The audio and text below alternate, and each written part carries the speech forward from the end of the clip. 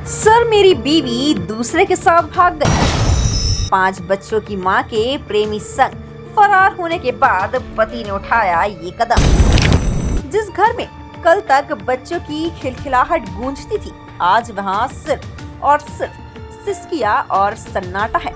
उत्तर प्रदेश के बदोही से एक ऐसा कलेजा कपा देने वाली वारदात सामने आई है जिसने पूरे इलाके को झकझोर कर रख दिया है।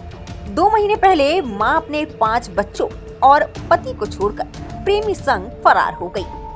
पत्नी के जाने के गम और बच्चों की तन्हाई से टूट चुके लाचार पिता ने आखिरकार मौत को गले लगा लिया। अस्पताल में सांसें टूटने से ठीक पहले उस बेबस पिता के ये शब्द हर किसी के दिल में चुभ गए।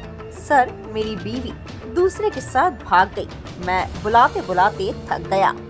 भदोही जिले के सूरियावा थाना क्षेत्र स्थित पुसौड़ा गांव के रहने वाले लल्लू गौतम मजदूरी करके अपने परिवार की आजीविका चलाते थे। घर की माली हालत भले ही तंग थी, लेकिन 5 बच्चों और पत्नी के साथ उनका हंसता खेलता संसार ही उनकी सबसे बड़ी ताकत थी।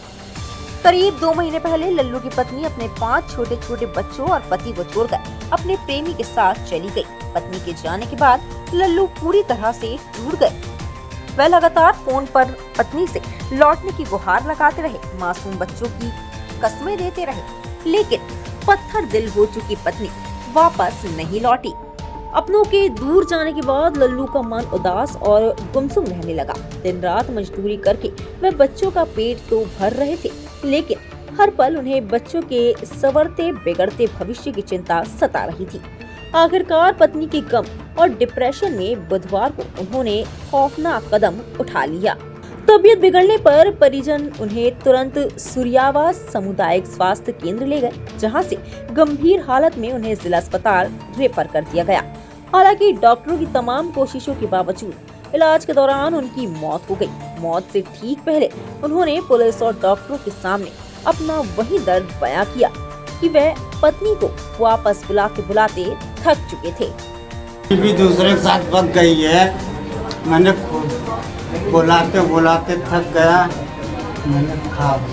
इस पूरे दर्दनाक वाकये में सबसे बड़ा और संवेदनशील पहलू उन 5 मासूम बच्चों का है जो अब इस दुनिया में पूरी तरह से अनाथ हो चुके हैं। कुछ महीने पहले मां का आंचल छूटा था और अब पिता का साया भी हमेशा के लिए उठ गया। पुलिस मामले की वैधानिक जांच कर रही है, लेकिन गांव के हर शख्स की आंखें नम है। आज उन बेबस चेहरों पर सिर्फ एक ही यक्ष प्रश्न है कि इस बेरहम दुनिया में अब उनका सहारा कौन बनेगा और उनका पालन पोषण कैसे होगा।